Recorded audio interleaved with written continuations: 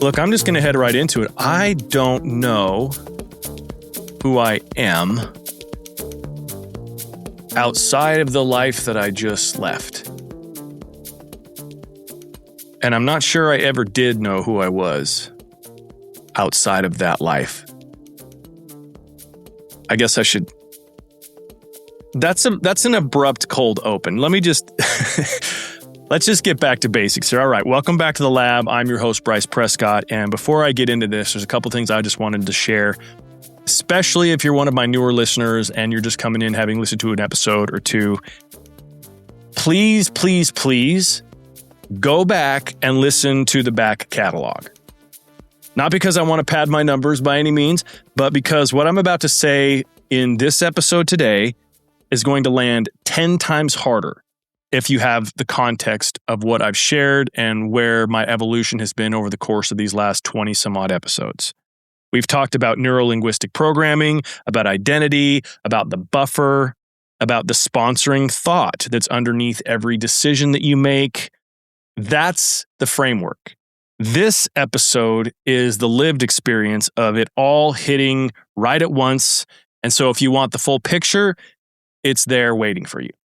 Now, that doesn't mean you will get nothing out of this episode if you don't have that context. I'm just sharing as a fellow traveler on this convertible rock that it will have a different punch if you have that context. And so for those of you who have been here and you know where I'm at, you've been with me through all this, I appreciate you more than I know how to express.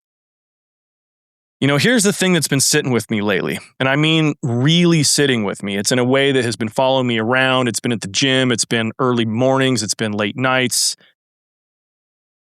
Sitting in my car, feeling isolated, and there's nothing left to distract me.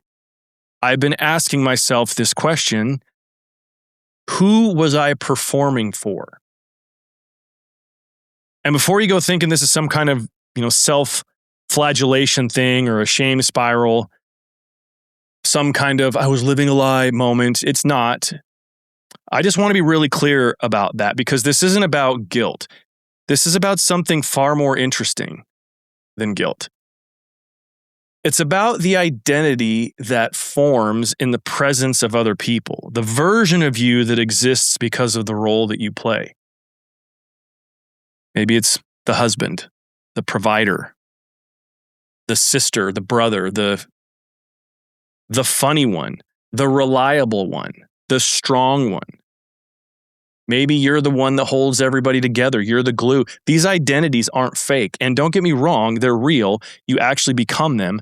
But here's the question that nobody asks until they have to. And that's what's left when the audience is gone. That's where I'm at right now. I've talked openly on this show about my separation of 20 years, a person I deeply love and respect. There's no villain in that story. There's no dramatic betrayal that I can lean into. Just two people who grew in different directions, and eventually the distance became the truth we didn't want to acknowledge. And what I didn't anticipate, and what I'm not sure I was equipped for, was how much of my identity was built inside of that structure. See, I come home now, and it's quiet. And I mean genuinely quiet. There's no dogs barking. It's not just the absence of that old life, but the absence of conversation. The absence of that unconscious rhythm that I talked about that you build with another person when you've lived with them for years. It's the sounds of the way someone moves through a kitchen or the way another human being is just alive next to you in the same space, occupying, energetically present with you in that moment. That's gone. And in that quiet, things are really loud. I've shared this before, but I want to revisit it because I think it deserves more space than I actually gave it. I had a fear, and I talked about this in the last episode, a real tangible fear in my nervous system, cellular level fear, that I emptied my tank. I spent everything I had on that old life. That I loved too fully. I tried too hard. I gave too much. And that emptied this tank. And by the time that I get to that next version of my life, there's not going to be any gas left to build with. And I even shared how at night that thought is very, very loud. During the day, I can get momentum. I could work. I can create. I can laugh. I can connect. I can move. But at night, when the distractions are gone and there's nothing but me and myself, that fear is just sitting there waiting for me. And it's not depression, by the way. I want to make that clearly. It's grief. And grief is different. Grief is what happens when love has nowhere to go. And I still have a lot of love for so many parts of that old life, so many people in that old life. But it doesn't have a forwarding address anymore. So if you've listened to the show for any amount of time and you've heard me talk about the buffer, the space between the decision and the becoming, you've heard me talk about how that space will challenge you and how it will show you through your discomfort the signal towards every upgrade you need to be able to actually hold on to the life that you want.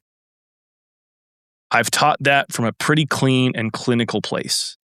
Here on this podcast, I've taught it to my coaching clients. I've taught it within my group coaching experience called The Lab. I've understood it conceptually. I believed it. And I even had real world lived experience. And I'm in it right now. And what's different is, well, everything is different when it's not a concept anymore, when it's your actual life. And here's something I haven't said on this show yet. And I'm saying it now because I think it matters and I'm committed to being honest. I think that's the only way through. For most of the run of this podcast, I had a built-in creative engine that I didn't fully appreciate until it was gone. I was surrounded. I had a family. I had a home full of people. There was constant conversation, not always deep and not always meaningful, but there was conversation nonetheless. And there was a rhythm to that, a noise that kept me in constant connection with my own thoughts. And this show, for the solo episodes, gave me a place to take my own thoughts outside of those conversations. I was filtering a constant stream of lived experience through the lens of what I know and what I teach, and I was turning it into the episodes that you've listened to and that you've heard here on this podcast. And that sort of stream of consciousness has changed. It's quieter now. My house is quieter. My daily life is quieter. And I've had to reckon with what that means for me, both creatively and personally. And what I've realized is this: I crave conversation more than I ever have. Not small talk. I've never been really one that was built for, hey, how's it going? Really great. How's the kids? That's not real conversation. I crave real conversation. The kind where two people are actually in it together. Where through the process of questioning and discovery and vulnerability, that something comes out, something gets discovered in that exchange that neither person could have found out alone. And I want more of that. I need more of that. The reason why I bring it up here is because you're going to start seeing more of that on this show, more interviews, more conversations with interesting people that they're doing real things, living honest lives, people that I find generally fascinating. Not just because I think it makes for good content, even though it does, but because right now in this season of my life, conversation is how I stay connected. Connected to ideas, connected to people, connected to myself, connected to creativity. And I figured it was worth being open about that, being honest about it, because I've always believed that the best thing that a leader can do is to tell the truth, especially while they're still inside of the experience. And as I shared last week and some of the challenges I faced, that's my new understanding of leadership, is that I get to share with you things even before I've resolved what those things mean. And so here's what I want to bring to you, because this just isn't my story. It's probably yours too. I've coached enough people to know that this particular fear that fear of your emotional tank being empty to continue building, that fear that you spent everything on the thing that didn't work, is one of the most common and least talked about fears that exist, especially in people who went all in. People who loved hard, who built hard, who tried, gave their all. Because you don't feel this fear if you held back. You feel it precisely because you didn't hold back. And I can say that in my former life, although I was imperfect and missed the mark a lot, I didn't hold back. I did try. I put forth effort. And so if you are in your own version of this, whether it's the end of a relationship or a business chapter that's closing or a version of yourself that you've outgrown and that you've had to leave behind, I want to talk to you for a second. The identity that you built inside of that structure, that thing, it wasn't a performance in a negative sense. It was real. You were really those things and that person. But here's what I've been learning slowly and sometimes painfully. The identity underneath all of those roles, the one that existed before the structure and before the title and before the relationship, the one that doesn't go anywhere, it just gets buried. And what this kind of transition actually does, if you let it, is to strip everything back down so that you can meet that person again. And that's not a loss. That's an archaeological excavation. And the fear that you don't have enough left. Like I said, go back and listen to the episodes on sponsoring thought. The one about whether fear or love is what's driving your decisions. Because that fear, the I spent it all, I have nothing left, fear is the fear talking. It's not truth.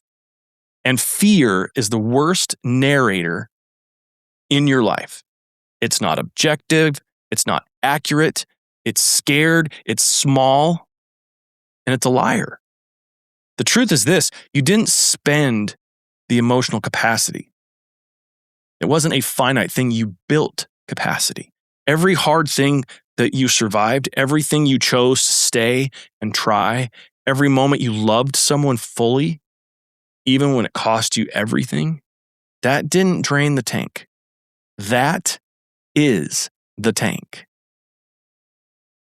That's what the tank is made of. Every story has this moment. And it's not the climax of the story. The climax is loud and it's just dramatic and energetic. The climax demands your attention. You know when you're at the peak of the story. But what nobody warns you about is what comes after that. The chapter after the climax, the resolution. To use a metaphor, that's the longest paragraph in the story. The one that you have to sit inside of. The tension has resolved, but the weight's still there on your chest. You're not in crisis anymore. You've done the thing that you had been feeling called to do. You made the adjustments, you made the commitments, and you feel that relief and that release, but you're not okay yet either. You're just in it.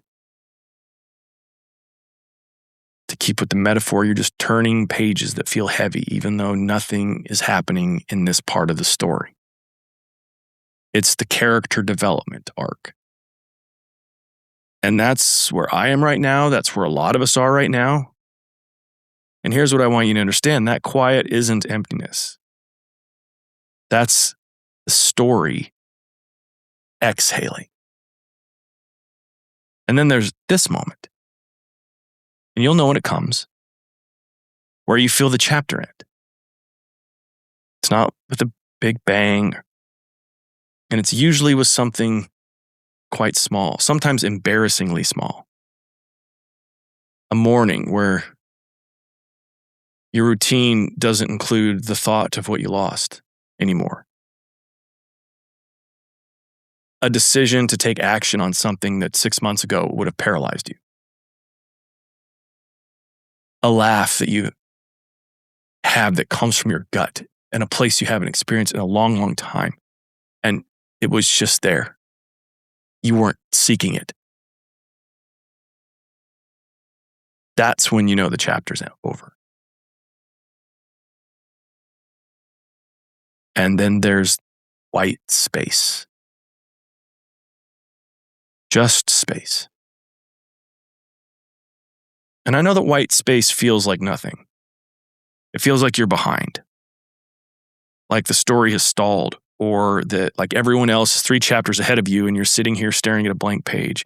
Here's the truth about blank pages. They are the only place in the entire story where anything is still possible. The chapters you've already written, those are fixed. Can't change them. They happened. But this right here, this moment, the blank space moment, nothing's been ruled out yet. Sky is the limit. Anything is possible. You are not empty. You are unwritten. And that's not a problem to solve. There's nothing to address there. That is just a powerful place. It's the most powerful place a person can stand. It's a place of pure creation. So don't rush the first sentence of this next chapter. Just make sure you write it. Because as I've said in the other episodes, you are the one holding the pen. My friends, thank you for being open to this part of the journey with me. I know that you tune into the lab to receive guidance and to think about things that would help you along your way. And as somebody that's committed to the whole process, not just the shiny parts, I want to make sure that I'm sharing the full experience in an appropriate way. There are certain things that I will never share with here because it includes other people's version of a story as well, and that's not acceptable for me. But I will share my own part of the story. And I will share that I do feel that fear. And I do recognize that I'm looking at a blank page in front of me. And I'm choosing to grab the pen. And I encourage you to do the same. So, of course, I will end this with an invitation. These are the type of things that we work through every single week in my group coaching experience called The Lab. Every Wednesday, 9 a.m. Pacific, 12 noon Eastern, a group of like-minded, success-driven entrepreneurs and business professionals gather. And in a group coaching environment, I help each one of them and they help each other to not only achieve their best life, but to feel like they can get it. And then to egg each other on through accountability and training as we go forth and do it. And there's a way to see if you would be a fit to work with us there. You go to bryceprescott.com/thelabgroup. There's a story that's there that you can read to see if you're the type of person that would mesh with us in that group. There's an application, and there's a way to see if you would be a fit for us. And I encourage you, if you've been following me along and are curious about that group, it takes very little time to go see if you'd be a fit. You very well may be connected and attracted to this part of my story because there's something deeper inside of you calling to the things that you're experiencing, knowing you are not alone, while at the same time recognizing that the best gift you could give yourself is a community of people that understand you. And I hope, as I've hosted this podcast and as I lead these coaching environments, that you see me as that person. My friends, thank you again for listening to The Lab. I'm your host, Bryce Prescott. And like I always say, until next time, take it a day at a time. I'll see you.